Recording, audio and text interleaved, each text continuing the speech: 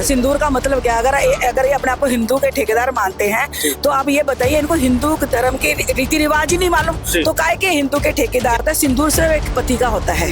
ये सिंदूर भेजने का मतलब कि तुम सबके पति बन गए। वन नेशन वन इलेक्शन के साथ वन नेशन वन पति, ये एक किस्म का घिनौना काम है, नीचता का काम है जो ये पार्टी करने जा रही है। जो सिंदूर वाला काम है ये बिल्कुल घटिया काम है, घटिया सोच है। वैसे भी आप देखिए इनके नेता आए दिन गंदे गंदे काम करते हैं, तो मतलब कि उनके ऊपर कोई एक्शन नहीं लेते, ये आंख बंद कर लेते हैं उसके ऊपर।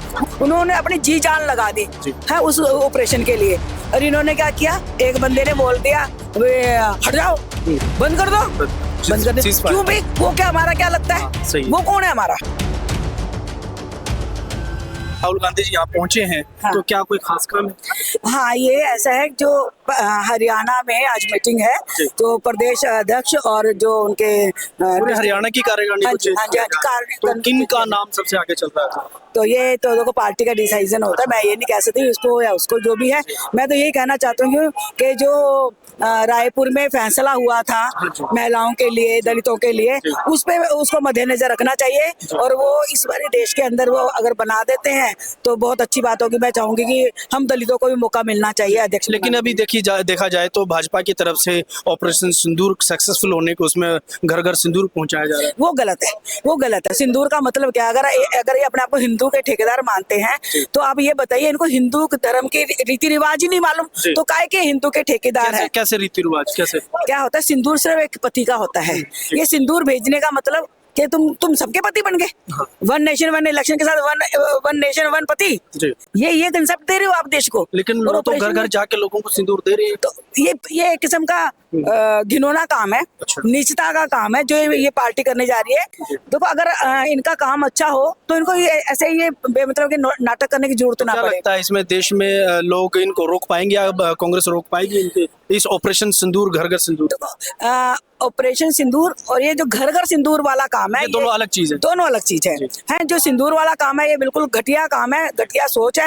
वैसे भी आप देखिए इनके नेता आए दिन गंदे गंदे काम करते हैं, तो मतलब कि उनके ऊपर कोई एक्शन नहीं लेते, ये आंख बंद कर लेते हैं उसके ऊपर। वो गलत है मेरे हिसाब से, क्योंकि एक अगर तुम देश के नेता हो, देश के प्रधानमंत्री हो, बड़ी पार्टी है इस टाइम देश के अंदर, तो कम से कम तुम्हारा कुछ तो, जब कोई गलत काम होता है ये चुप होते हैं, क्योंकि वो उसके अंदर इन्वॉल्व मैक्सिमम टाइम पे इनके अपने बंदे होते हैं जिसमें चुप हो जाते हैं। एक तरफ कहते हैं बेटी बचाओ बेटी बढ़ाओ, लेकिन उन बेटियों के साथ जब गलत होता तब ये चुप क्यों रहते हैं? और जो ऑपरेशन सिंदूर की बात है उसके साथ बताइए, जब ट्रंप ने बोला, जब हमारे सेना पे हमें गर्व है, हम सबको गर्व है, देश का हर बच्चे को गर्व है, ठीक है, सबको गर्व है, उन्होंने अपनी जी जान लगा दी है उस ऑपरेशन के लिए, और इन्होंने क्या किया, एक बंदे ने बोल दिया हट जाओ, बंद कर दो, बंद कर दो। क्यों भाई, वो क्या हमारा क्या लगता है, वो कौन है हमारा?